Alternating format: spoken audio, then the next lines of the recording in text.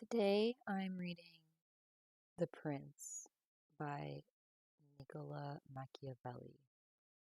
I'll be reading the preface by Luigi Ricci, as well as a letter from Niccolo Machiavelli to Lorenzo the Magnificent, the son of Piero de' Medici, as well as chapter 1, 2, and 3. Preface. Of all Machiavelli's works, The Prince is undoubtedly the greatest, and a new English edition of it is likely to be welcome to all those who have not the advantage of reading it in the classical Italian original. For a true appreciation of Machiavelli, impossible in a brief preface, I must refer the English reader to Macaulay's essay on the Italian historian and statesman. In it he will see how our author's ideas and work were wrongfully and willfully misinterpreted by the very men who, while profiting by his wisdom, have with great ingratitude criticized the statesman and defamed his name as that of the inventor of the worst political system ever imagined. Yet, as his whole life was an indefatigable and unremitting endeavor to secure for his native Florence a good and popular government, and as he lost his great office of secretary to the Florentine Republic on account of his avowed liberal opinions, it is not only unjust but ridiculous to accuse him of helping tyrants to enslave the people. What he did was to show in the most deliberate and in the plainest way the arts by which free peoples were made slaves, and had his words of advice been always heeded, no tyrant in Italy or elsewhere could have been successful in his policy. That he was not listened to, and his advice scorned and spurned, was not Machiavelli's fault. Those who still share the opinion of his interested detractors should read his private correspondence with the leaders of liberal ideas in Italy, many of his letters being still left unpublished in the MS collection of Giuliano Ricci in the National Library, in the Riccardiana Library, in the Government Archives of Florence, in the Barberini Library, and in the Collezioni Gonelli of the Palatine Library in Rome. Luigi Ricci. Niccolo Machiavelli to Lorenzo the Magnificent, son of Piero de' Medici. It is customary for those who wish to gain the favor of a prince to endeavor to do so by offering him gifts of those things which they hold most precious, or in which they know him to take especial delight. In this way, princes are often presented with horses, arms, cloth of gold, gems, and such like ornaments worthy of their grandeur. In my desire, however, to offer to your Highness some humble testimony of my devotion, I have been unable to find among my possessions anything which I hold so dear or esteem so highly as that knowledge of the deeds of great men, which I have acquired through a long experience of modern events and a constant study of the past. The results of my long observations and reflections are recorded in the little volume which I now offer to your Highness, and although I deem this work unworthy of your Highness's notice, yet my confidence in your humanity assures me that you will accept it, knowing that it is not in my power to offer you a greater gift than that of enabling you to understand in the shortest possible time all those things which I have learnt through danger and suffering in the course of many years. I have not sought to adorn my work with long phrases, or high-sounding words, or any of those allurements and ornaments with which many writers seek to embellish their books, as I desire no honor for my work, but such as its truth and the gravity of its subject may justly deserve. Nor will I trust, be deemed presumptuous on the part of a man of humble and obscure condition to attempt to discuss and criticize the government of princes. For in the same way that landscape painters station themselves in the valleys in order to draw mountains or elevated ground, and ascend an eminence in order to get a good view of the plains, so it is necessary to be a prince to be able to know thoroughly the nature of a people, and to know the nature of princes one must be of the populace. May I trust, therefore, that your Highness will accept this little gift, in the spirit in which it is offered, and if your Highness will deign to peruse it, You will recognize in it my ardent desire that you may attain to that grandeur which fortune and your own merits presage for you. And should your highness gaze down from the summit of that eminence toward this humble spot, you will recognize the great and unmerited sufferings inflicted on me by a cruel fate. The Prince, Chapter 1. The various kinds of government and the ways by which they are established.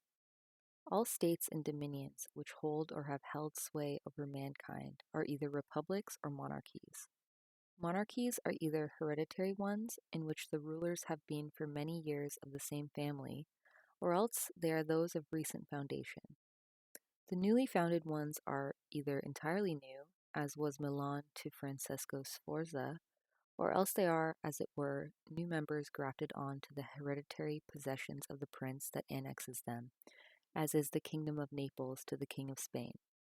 The dominions thus acquired have either been previously accustomed to the rule of another prince, or else have been free states, and they are annexed either by force of arms of the prince, or of others, or else fall to him by good fortune or merit.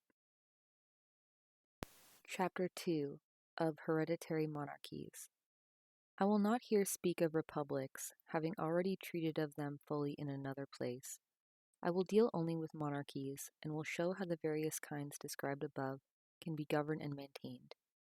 In the first place, in hereditary states accustomed to the reigning family, the difficulty of maintaining them is far less than in new monarchies, for it is sufficient not to exceed the ancestral usages, and to accommodate oneself to accidental circumstances.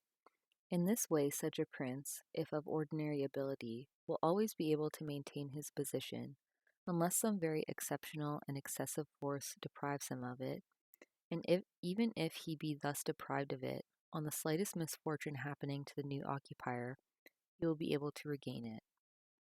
We have in Italy the example of the Duke of Ferrara, who was able to withstand the assaults of the Venetians in the year 84, and of Pope Julius in the year 10, for no other reason than because of the antiquity of his family in that dominion. Inasmuch as the legitimate prince has less cause and less necessity to give offense, it is only natural that he should be more loved, and, if no extraordinary vices make him hated, it is only reasonable for his subjects to be naturally attached to him, the memories and causes of innovations being forgotten in the long period over which his rule has existed, whereas one change always leaves the way prepared for the introduction of another. Chapter 3. Of Mixed Monarchies. But it is in the new monarchy that difficulties really exist.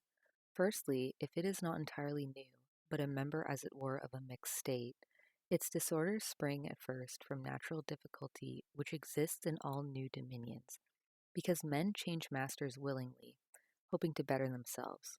And this belief makes them take arms against their rulers, in which they are deceived, as experience shows them that they have gone from bad to worse. This is the result of another very natural cause, which is the necessary harm inflicted on those over whom the prince obtains dominion, both by his soldiers and by an infinite number of other injuries unavoidably caused by his occupation.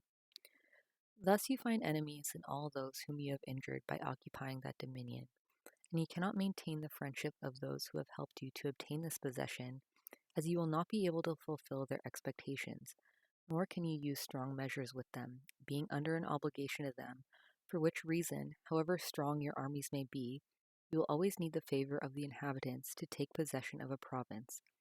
It was from these causes that Louis XII of France, though able to occupy Milan without trouble, immediately lost it, and the forces of Ludovico alone were sufficient to take it from him the first time, for the inhabitants who had willingly opened their gates to him, finding themselves deluded in the hopes they had cherished and not obtaining those benefits that they had anticipated, could not bear the vexatious rule of their new prince. It is indeed true that, after reconquering the rebel territories, they are not so easily lost again, for the ruler is now, by the fact of the rebellion, less averse to secure his position by punishing offenders, investigating any suspicious circumstances, and strengthening himself in weak places. So that although the mere appearance of such a person as Duke Ludovico on the frontier was sufficient to cause France to lose Milan the first time, to make her lose her grip of it the second time was only possible when all the world was against her, after her enemies had been defeated and driven out of Italy, which was the result of the causes above mentioned. Nevertheless, it was taken from her both the first and the second time. The general causes of the first loss have been already discussed. It remains now to be seen what were the causes of the second loss, and by what means France could have avoided it, or what measures might have been taken by another ruler in that position which were not taken by the King of France. Be it observed, therefore, that those states which on annexation are united to a previously existing state may or may not be of the same nationality and language. If they are, it is very easy to hold them, especially if they are not accustomed to freedom, and to possess them securely it suffices that the family of the princes which formerly governed them be extinct. For the rest, their old condition not being disturbed, and there being no dissimilarity of customs, the people settle down quietly under their new rulers, as is seen in the case of Burgundy, Brittany, Gascony, and Normandy, which have been so long united to France, and although there may be some slight differences of language, the customs of the people are nevertheless similar, and they can get along well together, and whoever obtains possession of them and wishes to retain them must bear in mind two things. The one, that the blood of their old rulers is extinct. The other, to make no alteration either in their laws or in their taxes. In this way they will in a very short space of time become united with their old possessions and form one state. But when dominions are acquired in a province differing in language, laws, and customs, the difficulties to be overcome are great, and it requires good fortune as well as great industry to retain them. One of the best and most certain means of doing so would be for the new ruler to take up his residence in them. This would render their possession more secure and durable.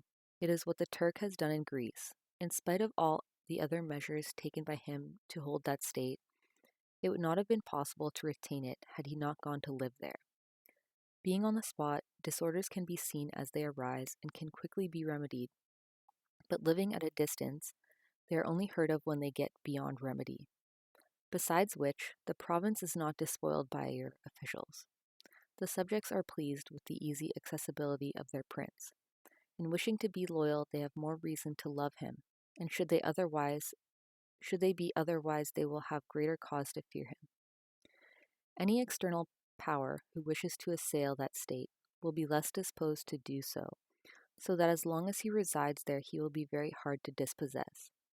The other and better remedy is to plant colonies in one or two of these places which form as it were the keys of the land, for it is necessary either to do this or to maintain a large force of armed men. The colonies will cost the prince little, with little or no expense on his part. He can send and maintain them. He only injures those whose lands and houses are taken to give to the new inhabitants, and these form but a small proportion of the state, and those who are injured, remaining poor and scattered, can never do any harm to him, and all the others are, on the one hand, not injured, and therefore easily pacified, and, on the other, are fearful of offending lest they should be treated like those who have been dispossessed of their property. To conclude, these colonies cost nothing, are more faithful, and give less offense, and the injured parties being poor and scattered are unable to do mischief, as I have shown. For it must be noted that men must either be caressed or else annihilated. They will revenge themselves for small injuries, but cannot do so for great ones. The injury, therefore, that we do to a man must be such that we need not fear his vengeance. But by maintaining a garrison instead of colonists, one will spend much more, and consume in guarding it all the revenues of that state, so that the acquisition will result in a loss, besides giving much greater offense, since it injures every one in that state with the quartering of the army on it, which being an inconvenience felt by all, every one becomes an enemy. And these are enemies which can do mischief, as, though beaten, they remain in their own homes. In every way, therefore, a garrison is as useless as colonies are useful. Further, the ruler of a foreign province, as described, should make himself the leader and defender of his less powerful neighbors, and endeavor to weaken the stronger ones, and take care that his possessions are not entered by some foreigner not less powerful than himself, who will always intervene at the request of those who are discontented either through ambition or fear, as was seen when the Aetoli invited the Romans into Greece, and in whatever province they entered, it was always at the request of the inhabitants. And the rule is that when a powerful foreigner enters a province, all the less powerful inhabitants become his adherents, moved by the envy they bear to those ruling over them. So much so that with regard to those minor potentates, he has no trouble whatever in winning them over, for they willingly join forces with the state that he has acquired. He has merely to be careful that they do not assume too much power and authority, and he can easily, with his own forces and their favor, put down those that are powerful and remain in everything the arbiter of that province.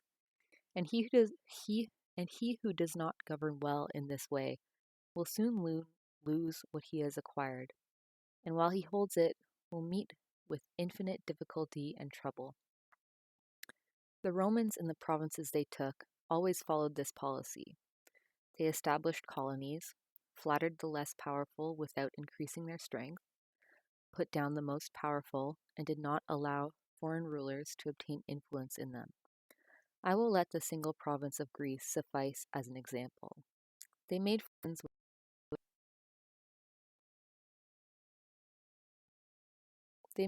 with, the Achali and Aetoli. The kingdom of Macedonia was cast down, and Antiochus driven out. Nor did they allow the merits of the Achaei or the Aetoli to gain them any increase of territory, nor did the persuasions of Philip induce them to befriend him without lowering him, nor could the power of Antiochus make them consent to allow him to hold any state in that province. For the Romans did in this case what all wise princes should do, who look not only at present dangers, but also at future ones, and diligently guard against them. For being foreseen, they can easily be remedied, but if one waits till they are at hand, the medicine is no longer in time, as the malady has become incurable. It happening with this as with those hectic fevers spoken of by doctors, which at their beginning are easy to cure, but difficult to recognize, but in course of time, when they have not at first been recognized or treated, become easy to recognize and difficult to cure. Thus it happens in matters of state, for knowing afar off, which it is only given to a prudent man to do, the evils that are brewing, they are easily cured. But when, for want of such knowledge, they are allowed to grow so that everyone can recognize them, there is no longer any remedy to be found. However, the Romans, observing these disorders while yet remote, were always able to find a remedy, and never allowed them to proceed in order to avoid a war, for they knew that war was not to be avoided, and could be deferred only to the advantage of the other side. They therefore declared war against Philip and Antiochus in Greece, so as not to have to fight them in Italy. Though they might at the time have avoided either, this they did not choose to do, never caring to do that which is now every day to be heard in the mouths of our wise men, to enjoy the benefits of time, but preferring those of their own virtue and prudence, for time brings with it all things, and may produce indifferently either good or evil. But let us return to France and examine whether she did any of these things, and I will speak not of Charles, but of Louis, as the one whose proceedings can be better seen, as he held possession in Italy for a longer time.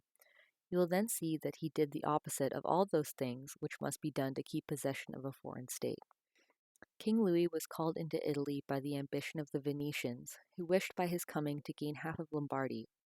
I will not blame the king for coming, nor for the part he took, because wishing to plant his foot in Italy, and not having friends in the country, on the contrary, the conduct of King Charles having caused all doors to be closed to him, he was forced to accept what friendships he could find, and his schemes would have quickly been successful if he had made no mistakes in his other proceedings. The king then having acquired Lombardy, regained immediately the reputation lost by Charles. Genoa yielded, the Florentines became his friends, the Marquis of Mantua, the Dukes of Ferrara and Bentivogli, the Lady of Furli, the Lords of Faenza, Pesaro, Rimini, Camerino, and Piombino, the inhabitants of Lucca, of Pisa, and of Siena, all approached him with offers of friendship. The Venetians might then have seen the effects of their temerity, how to gain a few lands in Lombardy, they had made the king ruler over 2/3 of Italy.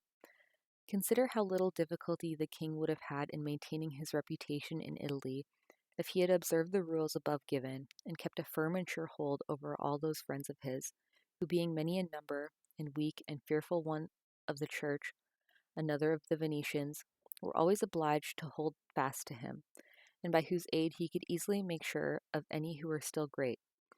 But he was hardly in Milan before he did exactly the opposite, by giving aid to Pope Alexander to occupy the Romagna. Nor did he perceive that, in taking this course, he weakened himself by casting off his friends and those who had placed themselves at his disposal, and strengthened the church by adding to the spiritual power, which gives it such authority, further temporal powers. And having made the first mistake, he was obliged to follow it up, whilst, to put a stop to the ambition of Alexander and prevent him becoming ruler of Tuscany, he was forced to come to Italy. And not content with having increased the power of the church and lost his friends, he, now desiring the kingdom of Naples, divided it with the king of Spain, and where he alone was the arbiter of Italy, he now brought in a companion, so that the ambitious of that province who were dissatisfied with him might have someone else to appeal to, and where he might have left in that kingdom a king tributary to him, he dispossessed him in order to bring in another who was capable of driving him out. The desire to acquire possessions is a very natural and ordinary thing, and when those men do it who can do it so successfully, they are always praised and not blamed. But when they cannot and yet want to do so at all costs, they make a mistake deserving of great blame. If France, therefore, with her own forces could have taken Naples, she ought to have done so. If she could not, she ought not to have divided it. And if the partition of Lombardy with the Venetians is to be excused, as having been the means of allowing the French king to set foot in Italy, this other partition deserves blame, not having the excuse of necessity. Louis had thus made these 5 mistakes. He had crushed the smaller powers, increased the power in Italy of one ruler, brought into the land a very powerful foreigner, and he had not come to live there himself, nor had he established any colonies. Still, these mistakes might, if he had lived, not have injured him, had he not made the 6th, that of taking the state from the Venetians. For, if he had not strengthened the church and brought the Spaniards into Italy, it would have been right and necessary to humble them. Having once taken those measures, he ought never to have consented to their ruin, because, had the Venetians been strong, it would have kept the others from making attempts on Lombardy, partly because the Venetians would not have consented to any measures by which they did not get it for themselves, and partly because the others would not have wanted to take it from France to give it to Venice, and would not have had the courage to attack both. If anyone urges that King Louis yielded the Romagna to Alexander and the kingdom to Spain in order to avoid war, I reply, with the reasons already given, that one ought never to allow a disorder to take place in order to avoid war, for war is not thereby avoided, but only deferred to your disadvantage. And if others allege the promise given by the king to the Pope to undertake that enterprise for him, in return for the dissolution of his marriage and for the cardinalship of Rohan, I reply with what I shall say later on about the faith of princes and how it is to be observed. Thus King Louis lost Lombardy, through not observing any of those conditions which have been observed by others who have taken provinces and wish to retain them. Nor is this any miracle, but very reasonable and natural. I spoke of this matter with Cardinal Rohan at Nantes when Valentine, as Cesar Borgia, son of Pope Alexander was commonly called, was occupying the Romagna. For on Cardinal Rohan saying to me that the Italians did not understand war, I replied that the French did not understand politics, for if they did, they would never allow the Church to become so great. And experience shows us that the greatness in Italy of the Church and also of Spain had been caused by France, and her ruin has proceeded from them. From which may be drawn a general rule, which never or very rarely fails, that whoever is the cause of another becoming powerful is ruined himself, for that power is produced by him either through craft or force, and both of those are suspected by the one that has become powerful. Thank you for hanging out and listening with me while I read The Prince by Machiavelli. I went over my video recording by about 40 seconds, which I will try not to do, just like for my own peace of mind. Anyway, yeah, please come back if you'd like to hear the rest of the chapters. Thanks.